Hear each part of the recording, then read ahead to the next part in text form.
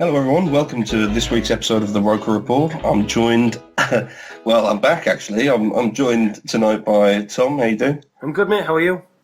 Yeah, I'm not bad. I'm surviving. James, how you getting on? All right, mate. How's your ribs? Yeah, they're still cracked. How about you, Gav? Not bad. We haven't had a game to moan about, or we've got nothing to cry about today. No. Weekend. It's very relaxed, as we said earlier. It's another week in which Sunderland haven't lost, and those weeks are precious and few and far between, so we should cherish them. Yeah, I'm back. Thanks very much to Tom for holding the fort for me last week. I cracked my ribs in what was a rather ridiculous display of affection for Victor Anchibi. I fell over in the bath, pissed out my head.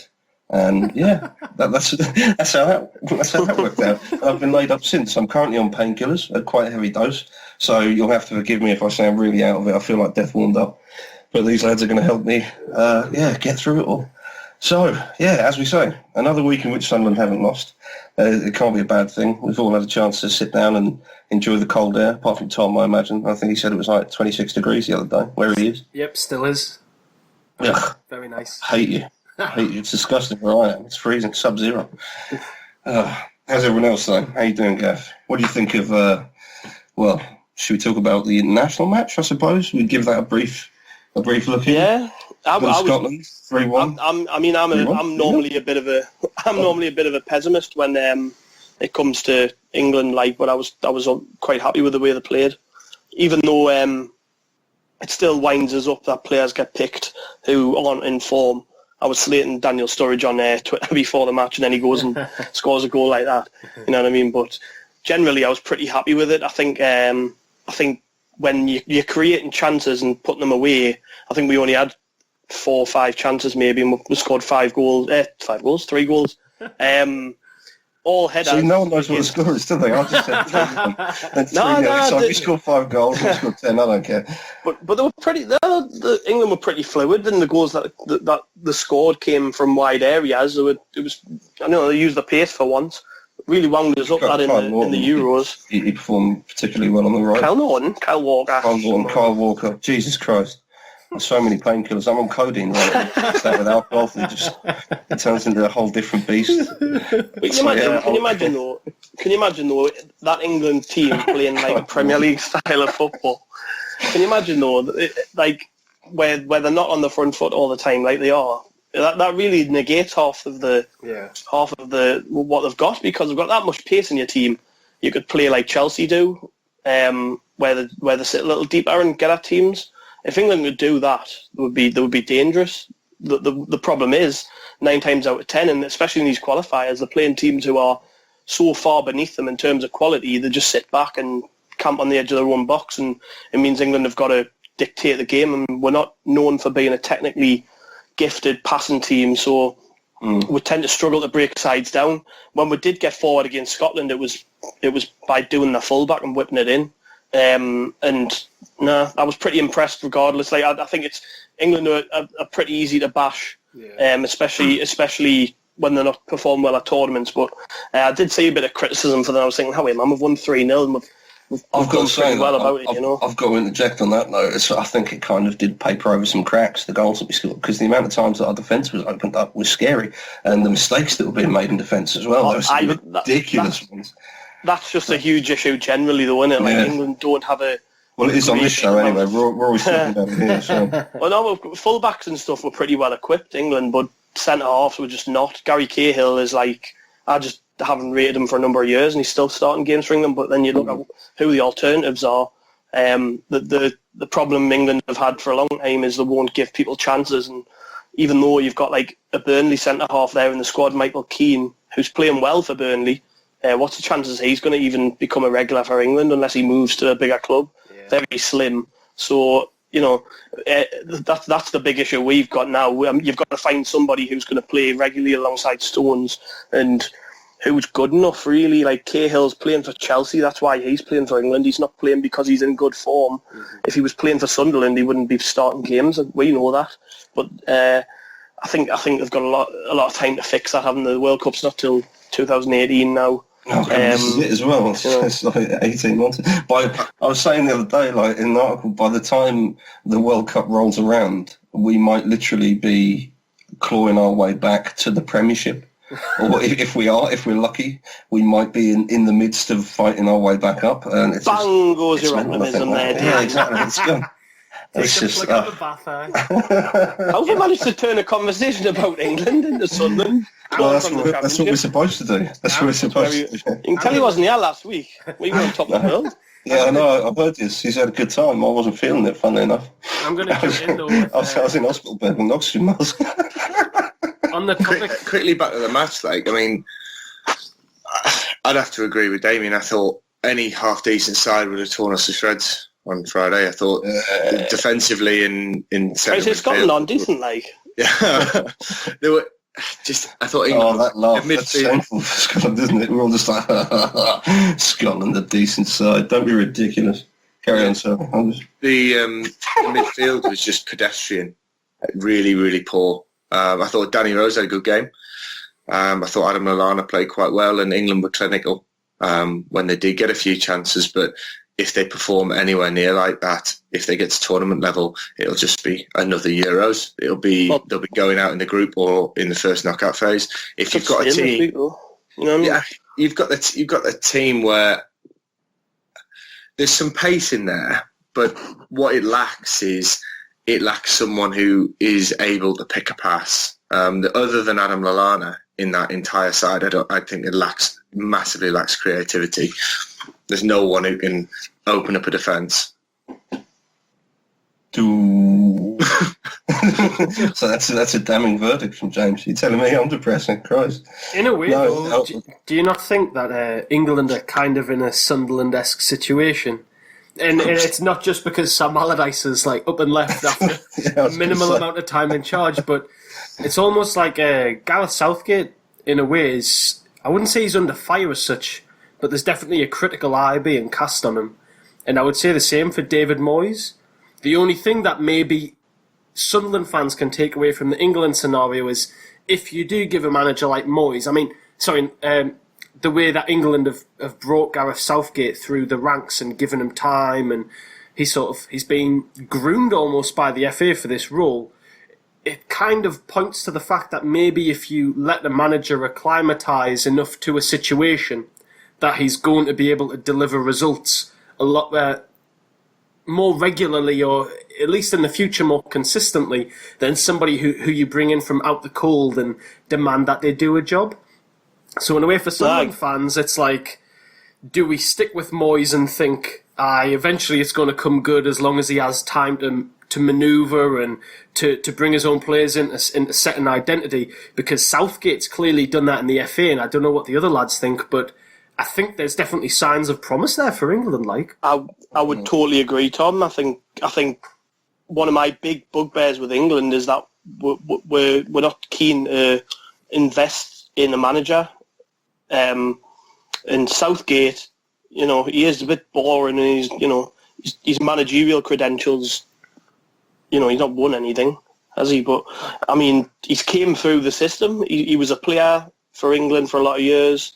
He captained a lot of club sides, which stands him in good stead for a management role, And then ever since he left Middlesbrough, he's been part of England at a youth level, which means he's worked with a lot of these players. Aye. People who are coming through now have already worked with Gareth Southgate, and that's huge for me. That's the big one. He's already worked, as part of the England setup with 99% of the squad. It's true, Gab, but on the other side, mate, he's still picked Wayne Rooney. I mean, how that man's get the game is beyond me. Do you reckon he picked them? Yeah, I don't think the managers do. Yeah, I think that's. Well, yeah, I think we spoke about this in the last international break, didn't we? But so it's not really worth going over old ground. But yeah, I don't think that some of those players are chosen by the manager. I think in particular as well with the Rooney thing, I don't think Gareth Southgate's position is so tenable that he'd be able to just make changes like that. Do you know what I mean?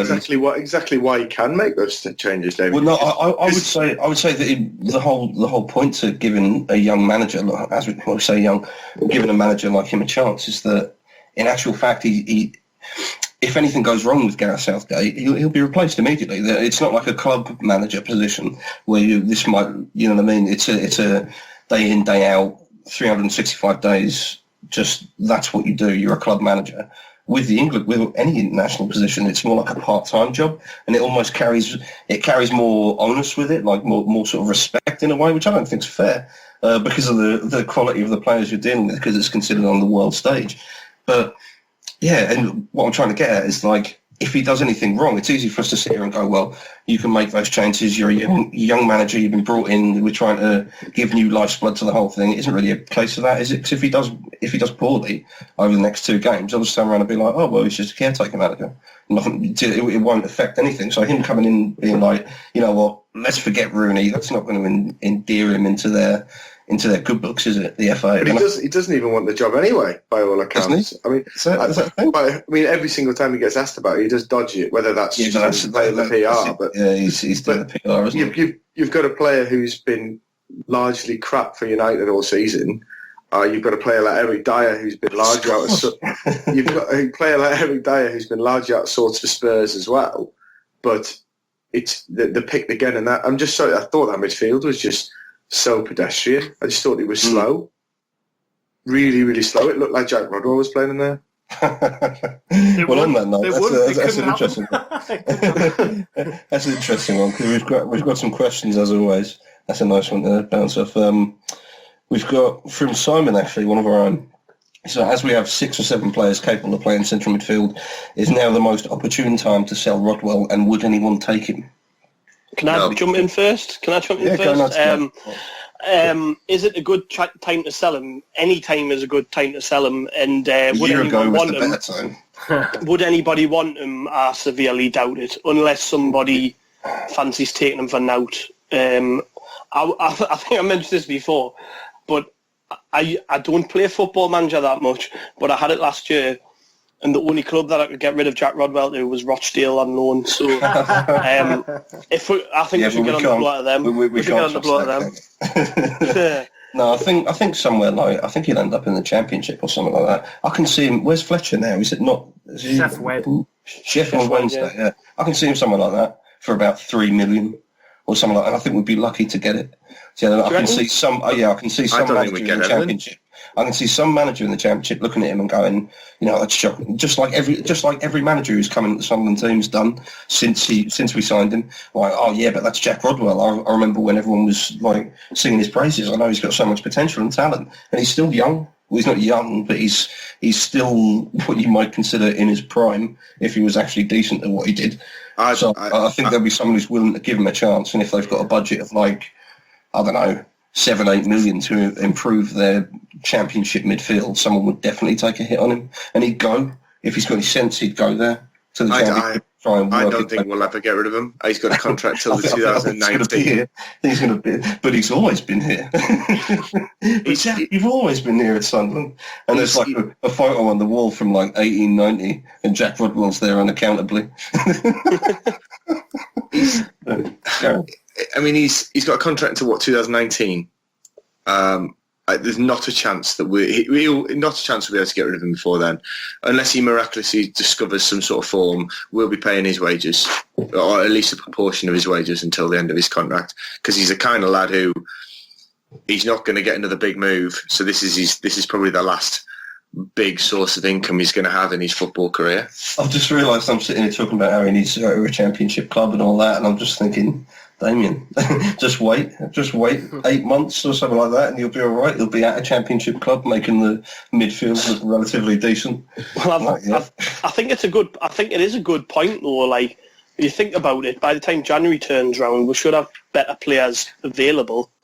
And Rodwell is largely played as a holding midfielder, hasn't he? And I think we've probably got 2 or 3 lads ahead of him, if everyone's fit.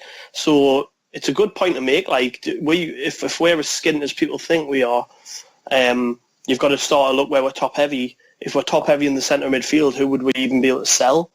God forbid would sell Cattermole. I can't see us wanting to move Kirchhoff on because of that short amount of time he's got left at the club. I think we'd probably rather take the hit on him than lose him in January. So yeah, I think it's a good point to make. Is now a good time to lose a player who's largely useless here?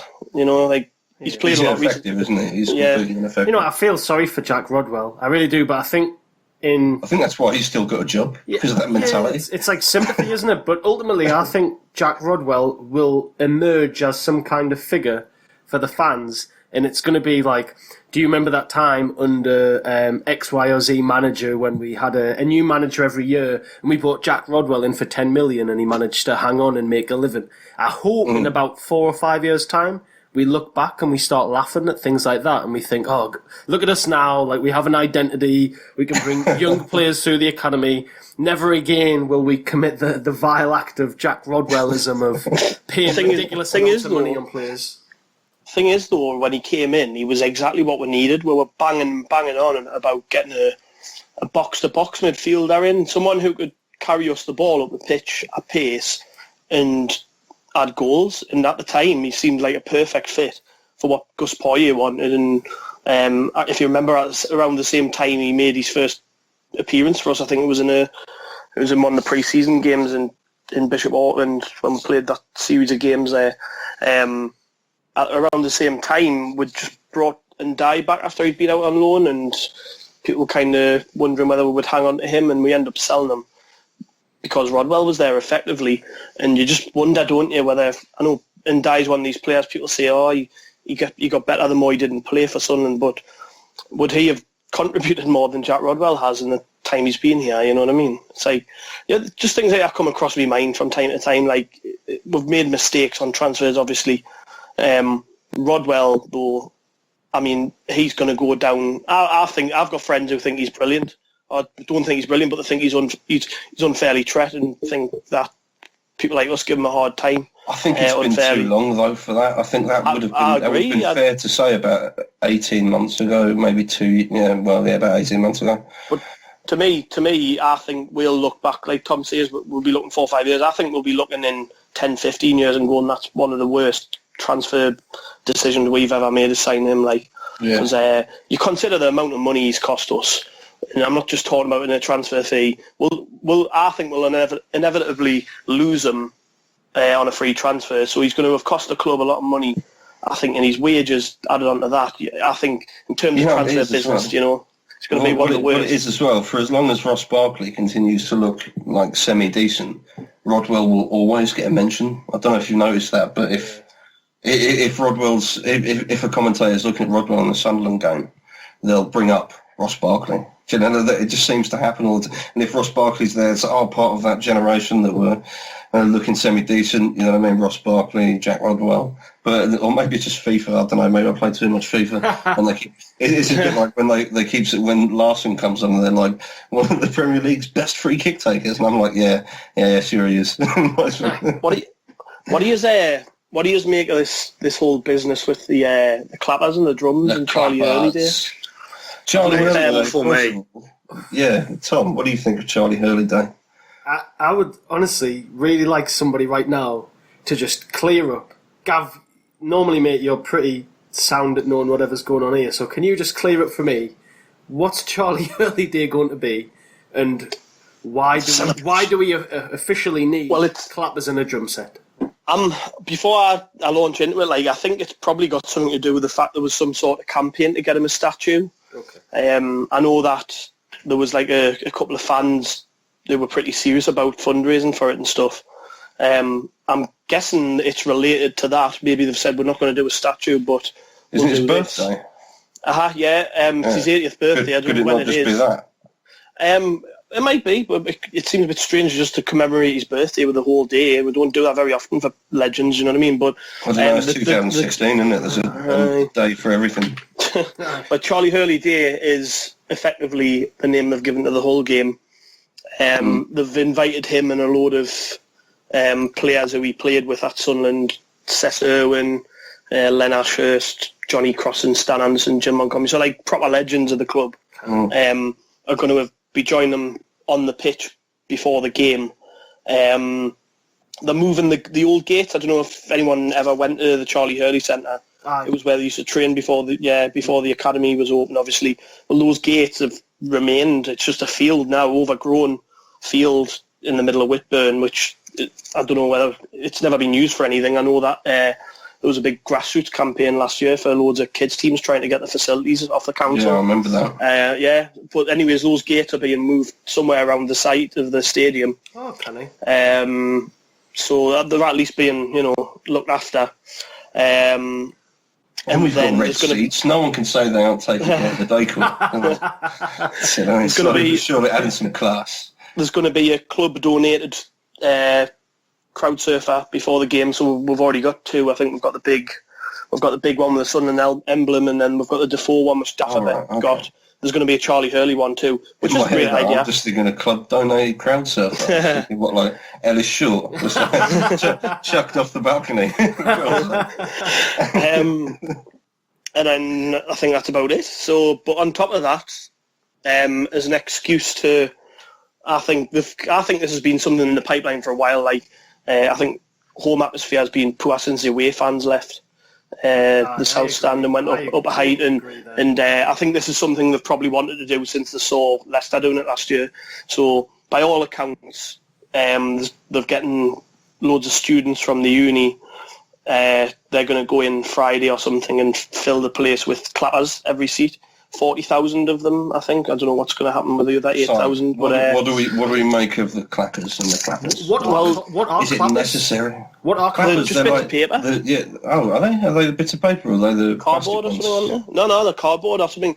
The ones left you've got a flap on either side and then something solid in the middle, so you just wave it and it goes. No, it's just like a cardboard fan that you bash off your hands. Oh, okay. That's it. It's a bit tin pot, isn't it? That's the problem people have got. I think it's right. Like Sunderland historically are known for like the atmosphere, and I know things have changed massively since 60s, 70s, and all that. The good old days at Roker Rapport and even beyond that, But generally speaking, we pride ourselves on our vocalness at grounds around the country. So for Sunderland, for people to stand up and go, "Oh, Sunderland fans they've all got clappers," and there was going to be a drum section at the back of the south stand, but that got knocked on the head after it just got massive backlash on social media and the message boards and stuff. So it could have been worse. The ground's going to be filled with clappers before the game. I've got to say, can I put in is it a big deal? Because as you say, there was a massive backlash about the drums and things like that. I mean, I suppose if the drums are, I don't know, are we being precious about this? Is it a big deal if they've got clappers and if they've got drums? So, I mean, if they want to use it, why not use it? I'm being massively precious about it, and it might sound childish, precious. I just don't. No, that's what I want to know. It seems to have insulted a large percentage. Yeah, that's what it is. Of Sunderland fans. We don't need this to be heard. Is that what it's coming? I think so, but not necessarily that. I think if what they're trying to say is that there's an issue with the atmosphere at the Stadium of Light, it's conducive to the football. We played Chelsea and Everton at the end of last season at home and beat them, and the place was absolutely rocking. And so that's what we're taking from this. We're taking it's sort of like a dig at the fans almost. No, I wouldn't say that. I wouldn't say that. I think they've looked at what Leicester did last year. Well, it wasn't even last year, was it? It was towards the end of the season before when they looked doomed, and they just looked at loads of ways of improving the atmosphere in the ground. This was one of them, and the clapper thing became their thing, didn't it? And they stayed up. And then I think they started putting them out for every single home game. And they end up winning the league. It's just like a poor PR stunt, basically. Basically, and Norwich did it last year as well. But if you remember, they did it for the game when they played us. It was a pretty huge game. They were, it was a 6-pointer. It was the definition of a 6-pointer. Norwich made a big deal out of it and put clackers on every seat. And all you could hear was the Sunderland fans over it anyways because we hammered them. So to me, it's conducive to the team on the pitch. If we're playing well, there's no need for stuff like this. Exactly right. I mean, I think it was on the Internet Live podcast last year or year before. I think Matt Piper went on it as one of their guests, and he mentioned it about how it actually did help their atmosphere in the run up while they were fighting relegation. But there's a big difference between a club like Leicester and a club like ours. I find it absolutely awful that someone thinks that we need some cardboard clappers to create an atmosphere. I agree. I think it's rank. You know what? I think, Jim, you hit the nail on the head here, and it's something I love to write about as well, especially having moved away from the northeast 2 consecutive occasions, once to Scotland and then once over obviously to America. But Sunderland prides itself on its working class history of the coal mines, of the glass factory, of the shipyards, of boisterous fellas who on a weekend would go to a game and make a load of noise for their community, which is what Sunderland AFC to me is. It's not a corporate entity. It's not necessarily just a team that's in the Premier League to make money. It's a working class community that's represented by a football club. And to suggest that we need to include drums and clappers is almost insulting in a way. And I see what you're saying when you said, like, we're not a club like Leicester. We're not a sort of... We're not going to win the Premier League, no. that goes without saying, but when we're a team with a history that goes beyond just football. It goes back to the roots of the city. And I don't think Leicester necessarily does that, unless I'm totally oblivious to what Leicester's club stands for. But, Sunderland, the history is indescribably rich. And to suggest that we need to sort of up it via artificial terms leads me to think that they want us to be like Crystal Palace. And I don't know what any of you think about this, like, fake, artificial, ultra sort of atmosphere that's generated at grounds like Palace, but that's not what we want. That's not what we stand for, is it? No, I mean it's to me. If it's like I've said before, if we are winning games, we don't need anything like this. The problem we've had in the last, God knows how well, pretty much since we end up in the Premier League, really, is we've just been an awful home team. Bar, a period under Roy Keane, a little period under Steve Bruce, we've been an awful home team. It's amazing that the crowds still turn up like they do, because for the amount of wins we see and good football we see, you would think it would turn a lot of people off. But Sunderland have got some loyal fans. As hard as it. There's been times this season when I've really not wanted to go to the game and I've told myself, I can't be bothered today, and you just do it and you can't help it. I think loads of people are in the same boat as me. It's like it's just something you do. It's not just football. Mm-hmm. It's going with your dad and your family and your mates for a pint before the game and having a day out. It's not just going to the football. But on top of that, although we don't expect to turn up and see Sunderland win games every week, we're not thick. We don't see enough of it, and it's clearly affecting the atmosphere in the ground. Like even the last couple of home games, I've turned up when we've scored, and I've just not felt myself at a game. So in a way, I mean, by what you're saying, you could argue that the higher ups at the club have noticed this, and that's their sort of feeble, half-assed attempt at trying to get some sort of injection into it. People who I read a lot about the drum thing before it got knocked on the head, and a lot of people who were for it were just saying, like, why not try it?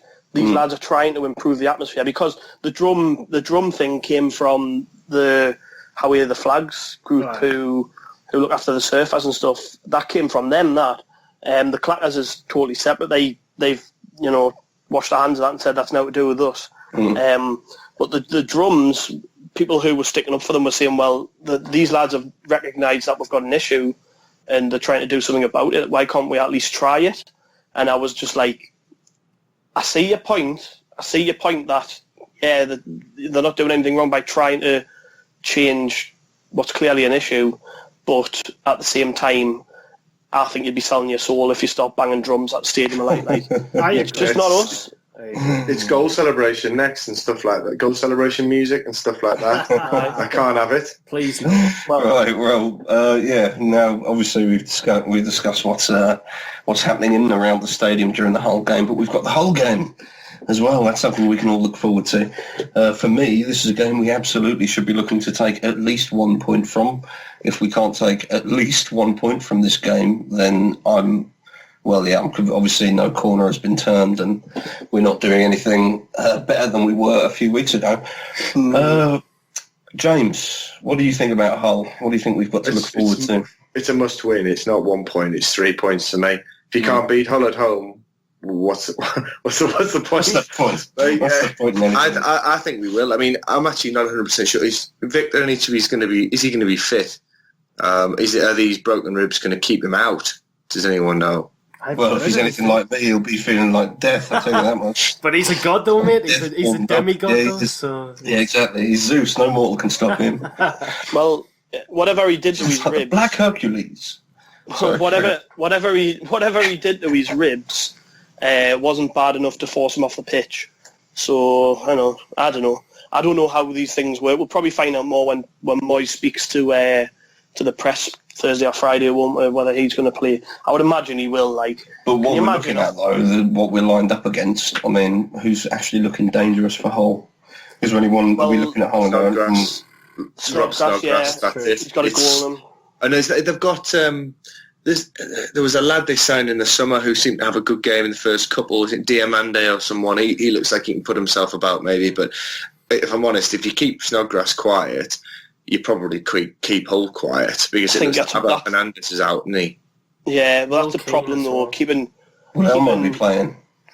No, I have no idea. But keeping Snodgrass quiet sounds a lot easier than it actually is. He's the type of player who just, if there's a loose, he seems to be on the end of the loose balls around the edge of the box, and his accuracy in shooting positions is one of the best in the Premier League for me.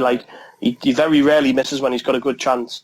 So I think if you find a way of keeping him out of the game, then yeah, I think it's a bit like finding a way of keeping Defoe out of the game. If someone does that to us, it's us knackered, isn't it? Well, he's their main outlet, and I think Hull's big issue since they went on that initial decent run has been with scoring goals, and the main striker's injured. So we've just, to be honest, if we don't go into this game with a winning mentality, and I feel a bit like when we played Villa last year.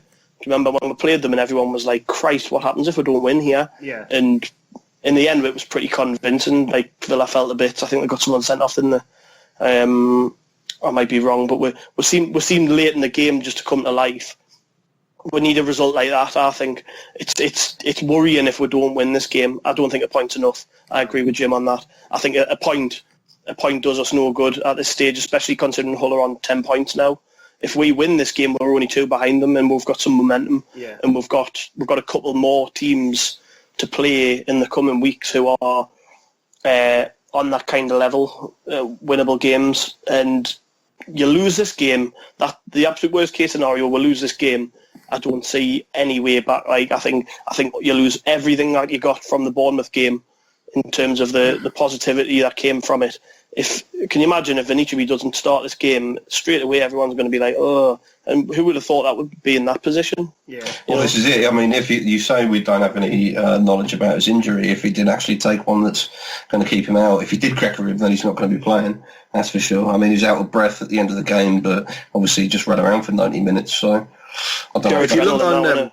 If you look on is it Physio Room where it does break down all the injuries, I don't know how, it's not obviously 100% reliable, but I mean, it looks like there could be a few players back in contention. I mean, Anichebe looks like he's certainly going to be in contention for the weekend, as are Kirchhoff and Katz. So that could be a massive boost. But what I would say is, if someone like Jan Kirchhoff's fit, do you bring him in? Is he the kind of player who might need a couple of games to get back up to speed in a game like Hull? Definitely, knowing Kirchhoff, looking at his track record for Sunderland, he absolutely needs 1 or 2 games of or half games. Do you know what I mean? I don't think you can trust him to just go, right, he's fit 90 minutes. I think leads to mistakes. I think the shoe-in is Larson, and he's played a fair bit of under-23s football. Yeah, I was going to say. He seems to be the shoe-in. Yeah, Pienaar being suspended as well. Well, I've not been a massive Seb Larson fan the last couple of years. But at this stage, haven't seen McNair, Pienaar and Rodwell playing together far too much. Certainly, out of our midfield, I think he's a lot more reliable. Just somebody who's going to press and organise. That's the main thing. The absolute best outcome would be all 3 of them play him, Cattermole and Kirchhoff. We need Katz back, Gav. I think we need to give him. I've said it a few times. Really, we've not been in a position to do it. But if we have players back fit, and Ndong could do with a couple of games out, just to just, I think he's the type of player, if you brought him on later in games, he'd be more effective. Well, he's had an interesting week, hasn't he, Ndong? Yeah. I mean, I don't know if anybody's seen all the crap with him with his national team, but he was due to arrive in Gabon to meet with the rest of the squad, as you do when you first go out for your international duty. He didn't turn up by all accounts, so they told him to go home or back to Sunderland.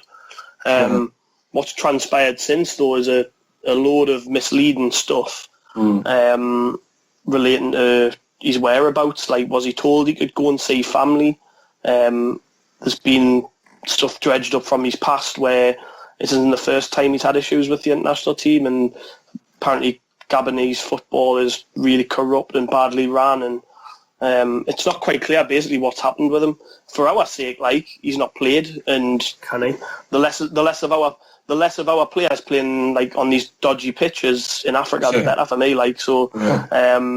I'm more than happy for him not to be playing for Gabon. Yeah, it doesn't trouble me at all that he's in sharp for international duty, I've got to say.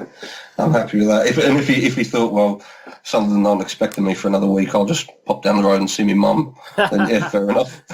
Fair enough. Going back to that full game, though, if we go back to the full game, honestly, looking at the table, I looked at the table this week and I was a little bit shocked. I thought we did better this time last year than we did. I thought we were streets ahead of where we are now, but realistically, we were only a point ahead. And going into this game, and the word 6-pointer or crunch clash, there's always that quality Mitchell and Webb sketch where he does the Sky Sports walking around the pitch, 6-pointer at the lane, all that kind of stuff. This is though, isn't it? There is nothing. There is. You shouldn't have brought that up, honestly. There's literally. This is it, isn't it? Hull at the beginning of the season, everybody knew how dreadful they were going to be. The issues with the owners and the fans. Were they going to sell the club? Weren't they? Was Mike Phelan going to be the manager? Was he not? Whatever. But ultimately, they've done all right, I think, in all honesty. I mean, I know they're in the bottom three. They've got more points than we have. I think they've got double our points. Yeah, we can't judge anyone on being in the bottom three. You're right, we really can't. But when you look in their squad, they do have people who can make a difference. I know we mentioned Snodgrass, and I don't know if anybody knows this, but when he was a kid, he had trials at Barcelona. He was asked to go to Barcelona. He was that highly thought of. But I think what we are just discovering as a team is they seem to have a lot of fight. They've got players like Sam Clucas, Jake Livermore, who, if you look at his personal story, the last sort of 18 months has been horrific to say the least. Loses a child, succumbs to a drug addiction, manages to overcome it with the help from his teammates, and comes into the squad and was absolutely superb. Nobody ran more than he did the last Premier League. I was gutted. Can I say I was gutted when he went to Hull, because obviously his name. I mean, names are always bandied about. If someone's up for transfer and it's under 10 million, then Sunderland will be involved. But although not necessarily true, in fact, very rarely true. But yeah, when Livermore went to Hull, there seemed like a genuine chance that we'd get him. And obviously, I'd watched him play for Spurs a few times, and I always thought he was a quality player. And similar to Dembele, actually. Mm-hmm. But yeah, when he went on to Hull, I was gutted. I was thinking, and then I saw him play after being signed. This first few games for Hull, he just looked electric. Do you know what I mean? Obviously, he's had these other issues come to light since, and that's been a really big issue for him. Yeah. But just on the pitch, when the player that they signed, he's such a quality player. He's got pace, he's got creativity, he's got an eye for a pass. Yeah, I think he's a very dangerous player. Someone we definitely have to be scared of. It speaks volumes for that team, though, that they don't have recognised centre-backs at the beginning of the season. And Jake Livermore goes in and he's willing to battle for the team, and he looked all right there. And what worries me, in all honesty, what terrifies me is if somehow we can't, like Gav was saying, we need to harness this energy from the Bournemouth game. If we can't, I see us up the creek without a paddle, because I know for a fact Hull are going to come here and give it their all. They seem to have. But they're on the back of a win. They're on the back of a win too. They are. They come here with it. They have a genuine team mentality. Their issue is they don't have enough quality across the pitch. And we saw, I don't know if anybody watched, but Will Keane and Abel Hernandez both went off with quite serious looking injuries. Will Keane's knee, I think it was Hernandez's hamstring or his ankle. I'm not 100% certain. But ultimately, they're going to keep them out of the game, though. It's going to keep them out of the game, but they're going to come here, and I tell you what, I don't say everybody, that's maybe too harsh of a term, but a lot of Sunderland fans are going to expect Sunderland to bounce off this Bournemouth game and give Hull a good hiding, to be honest. And we're more than capable, by all means, don't get me wrong, but we have to be wary of Hull, and Hull are going to come here with no fear, and we need to produce the same sort of display against Bournemouth, and it's easier said than done, but we need to find some passion, some energy, some desire. That in abundance is more than we need any quality coming into the team. We are desperate for some leaders on the pitch. You're right. Yeah, do you think we're going to get that as well with Catamore coming back in? If you have one of those days where we don't turn up, it could be a Steve Bruce versus Wigan kind of scenario, couldn't it? It could turn quite toxic if you get beat by Hull, I think. But you've got to be positive. I mean, we were good against Bournemouth. They were actually very lucky to be in the game after, say, 60, 70 minutes against Saints. I mean, Charlie Austin must have spurned about 8 chances. They scored 2 in, 5 minutes. I'm not wary of them myself, Tom. I think you've got to go in with confidence. You've got to go in with if the lads turn up with some passion and want to win, you've got to beat them. You've got to beat Hull. You've got to beat Hull. You've got to beat Hull. That's the overriding emotion coming out of this episode. I think we'll get the chances though, because they seem to gift a load of chances. I know Dawson came back last week, didn't he? He's like a big leader on the pitch. He was back for the last game, so he'll make a difference. But he's nothing to worry about, is he, Michael Dawson? You know what I mean? We've got to, as Jim says, we've got to start now. It's a bit like when Allardyce did it last year. We've got to now start talking about, now we're going to win this next game. Never mind draw, or never mind, we'll try our best again. We're working hard and training, all this, that and the other. We've got to start telling ourselves we're going to start winning games. We've just beat Bournemouth, who, by all accounts, have played very well at home this season before they played us. They were so unlucky. I know. Sorry, I wasn't here last week, but yeah. They were. Don't get us wrong. Like, we definitely rode our luck, but we still managed to win. That's the main thing. I suppose you can say the same about Hull, can't you? Though they were lucky against Southampton, they won. That's the main thing. Both teams are going to fancy themselves, I think. But it's more. I think it's going to be more of a case that we're the home team. Let's have a good go at them. Let's get on the ball in midfield and let's play, because we've got the players there to do it. Like, we've just maybe not had the confidence. We saw when we went 2-1 up against Bournemouth, just how well we can play at times. There was some nice stuff, but it wasn't until we had a bit of confidence about us. But and EQB is the big thing. That's the problem. If he's not fit, then you don't know what's going to happen. And if someone, like, if he's fit and he's firing, we need to start having this winning mentality that maybe we had under Roy Keane. You know, this never say die, keep battling mentality. If you can have that, which was evident against Bournemouth, I'm sorry, we can't say that a point, or at least we got a point against Hull. You've got to go out. David Moyes has got to set that team up to win. He's got to win that game, and he's got to go into most games like that, because I think if you set up a team to get a point, or if you set up a team which is ever so slightly complacent in this league, you'll get beat. You may as well go have a go. I think undeniably the team will be set up to go and to take the 3 points, as far as Moyes can tell. We come to the end, actually. It's a bit of a shame, because there are some interesting points raised there in the dying minutes that I'd love to discuss. Like, if you'll pay attention, there seems to be a lot of hope into an EQB. Let's hope that his ribs aren't too cracked and that he can actually pull off some sort of miraculous turnaround for Sunderland after that fantastic performance against Bournemouth. I suppose that's it for the day, though. That's it for episode 10. Thanks very much for joining us. Thanks, lads. Gav, James, Tom. Hope you had a good time. And we shall all meet up again a week hence, and we shall discuss the outcome, the fallout of the game against Hull. So thanks very much for joining us from the Roker Rapport. We look forward to speaking to you next week. And this is the Rapport signing off.